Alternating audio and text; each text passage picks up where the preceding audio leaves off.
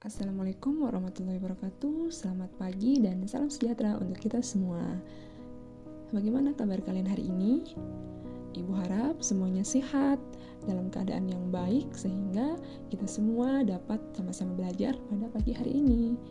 Kompetensi dasar yang akan kita bahas yaitu mengenai menganalisis pelanggaran hak asasi manusia dalam perspektif Pancasila pada kehidupan berbangsa dan bernegara. Sedangkan indikator pembelajarannya ialah memahami konsep hak dan kewajiban asasi manusia.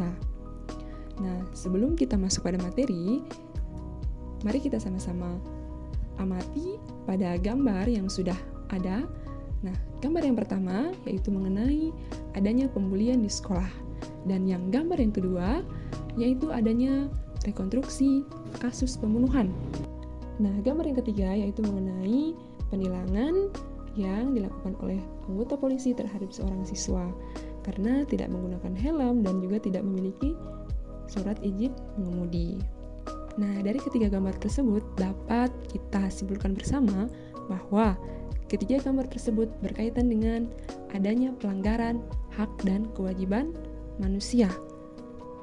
Nah, yang menjadi pertanyaannya, apa itu hak dan kewajiban asasi manusia? Pengertian HAM menurut ahli. Nah, yang pertama, ada pendapat menurut Frans Magnisuseno. Beliau mengatakan bahwa HAM adalah hak-hak yang dimiliki manusia bukan karena diberikan kepadanya oleh masyarakat, jadi bukan karena hukum positif yang berlaku, melainkan berdasarkan martabatnya sebagai manusia. Dan pengertian HAM menurut ahli berikutnya yaitu menurut A.J.M. Milne. Dia mengatakan bahwa HAM adalah hak yang dimiliki oleh semua umat manusia di segala masa dan di segala tempat karena keutamaan keberadaannya sebagai manusia. Hak asasi manusia juga telah ditegaskan dalam konstitusi hukum kita, yaitu pada Undang-Undang Nomor 39 Tahun 1999 tentang hak asasi manusia. Dalam pasal 1 yang bunyinya, hak asasi manusia adalah seperangkat hak yang melekat pada hakikat dan keberadaan manusia sebagai makhluk Tuhan yang Maha Esa dan merupakan anugerah Tuhan yang wajib dihormati, dijunjung tinggi, dan dilindungi oleh negara, hukum, dan pemerintah, dan setiap orang demi kehormatan dan perlindungan harkat dan martabat manusia. Macam-macam dari hak asasi manusia. Yang pertama adalah hak asasi pribadi. Hak asasi pribadi adalah hak asasi yang berhubungan dengan hal-hal yang terdapat dalam kehidupan pribadi setiap manusia. Contohnya ialah hak untuk hidup, hak untuk kebebasan bergerak, hak untuk kebebasan mengeluarkan pendapat, hak kebebasan memilih, dan hak untuk tidak dipaksa atau disiksa. Nah, yang berikutnya ada hak asasi ekonomi. Hak asasi ekonomi adalah hak asasi manusia yang berhubungan dengan kegiatan manusia dalam perekonomian.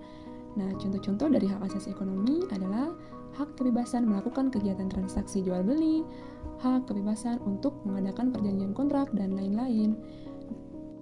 Nah, yang ketiga yaitu hak asasi politik. Hak asasi politik adalah hak yang berkaitan dengan kehidupan politik seseorang. Contoh-contoh dari hak asasi politik misalnya adalah hak untuk memilih dan dipilih dalam suatu pemilihan. Nah, yang kedua yaitu hak untuk membuat dan mengajukan suatu usulan petisi. Yang berikutnya adalah hak asasi hukum. Hak asasi hukum berhubungan dengan setiap manusia memiliki kedudukan yang sama di depan hukum dan pemerintahan. Contoh-contoh dari hak asasi hukum misalnya adalah hak untuk mendapatkan perlakuan yang sama dalam hukum dan pemerintahan, dan yang kedua, hak untuk mendapatkan pelayanan dan perlindungan hukum. Yang kelima yaitu hak asasi sosial dan kebudayaan. Nah, hak asasi ini dia berkaitan dengan kehidupan bermasyarakat secara umum, yaitu contohnya adalah hak untuk menentukan, memilih, dan mendapatkan pendidikan, dan yang kedua adalah hak untuk mengembangkan diri, dan hak untuk mengembangkan budaya yang sesuai dengan bakat dan minat. Nah, yang terakhir yaitu hak asasi peradilan, di mana hak ini dia berkaitan dengan setiap manusia memiliki hak untuk dapat diperlakukan yang sama dalam hal tata cara pengadilan tanpa didasari oleh kasta, ras, status ekonomi, dan lain-lain. Contoh dari hak asasi peradilan adalah hak mendapatkan pembelaan hukum di pengadilan, dan yang kedua, hak persamaan atas perlakuan, penggeledahan, penangkapan, penahanan, dan penyelidikan di muka hukum. Mari kita lihat bersama contoh dari hak asasi pribadi. Nah, yang pertama adalah mengenai hak seorang anak di dalam lingkungan keluarga. Yang pertama adalah hak untuk hidup, hak untuk tumbuh kembang.